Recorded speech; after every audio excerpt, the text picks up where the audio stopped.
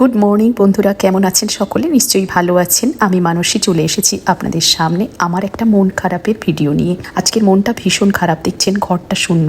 এই যে লাগেজ গোছানো হয়ে গেছে, ছোট মেয়েটা আমাকে ছেড়ে চলে যাচ্ছে, তবে 3.5 থেকে 4 ঘন্টা দূরে যাচ্ছে। পড়াশোনার জন্য তো পাঠাতে হবে জানি, কিন্তু মনটা বড় খারাপ। কেননা হাতের তালুর মধ্যে দুজনকে বড় করেছি।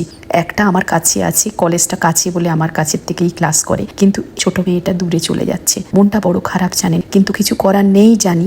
সব মায়েরা সব বাবারাই করে, যেমন আমরাও চলে এসেছি, আমরাও পড়াশোনা করেছি মা বাবার কাছ থেকে দূরে সরে, তারপরে এখন দূরে আছি। কিন্তু ওই সাময়িক মন খারাপটা মেনে নিতেই হবে, পরে ঠিক নিশ্চয়ই হয়ে যাবে। বড়টা একটু চুপচাপ থাকে, বেশি হই হুল্লোড় করে না, একটু শান্তিতে থাকতে চায় চুপচাপ। ছোটটা একটু হই হুল্লোড় করে, সেই জন্য মনে হবে কি জানেন, বাড়ির মধ্যে কোনো আওয়াজ নেই।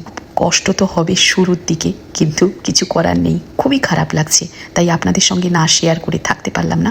ভালো যেমন শেয়ার করি, তেমনি খারাপটাও তো শেয়ার করব। আপনাদের সঙ্গে শেয়ার করে এখন আমার বেশ হালকা লাগছে। জানি মন খারাপের কিছু নেই, এই তো কাছেই আছে, যখন ছুটি ছাটা পড়বে একটুখানি নিয়ে আসবো। স্যাটারডে সানডে টুক করে গিয়ে আমি আর বাবু মশাই দেখে আসতে পারি। তবুও ছোট্টবেলা থেকে মানুষ করা, তারপরে যখন চলে যায় তখন মনটা খারাপ লাগে। ঠিক যখন মা আমার কাছ থেকে চলে যাচ্ছিল দেশে, যেমন কষ্ট হচ্ছিল তেমনি ঠিক কষ্ট হচ্ছে, কেন জানি না। ওই যে চলে যাচ্ছে, চোখের আড়াল করে দিলাম। কি যে বাজে লাগছে, বাড়ির মধ্যে ঢুকে আরও খারাপ লাগছে। এবারে যখন আমি ওর ভালোবাসার কিছু রান্না করব, তখন আমি খেতে পারবো? বেশ কিছুদিন আমার খুব কষ্ট হবে জানেন, রান্না করতেই পারবো না, রান্না করতে করতে চোখের জল চলে আসবে।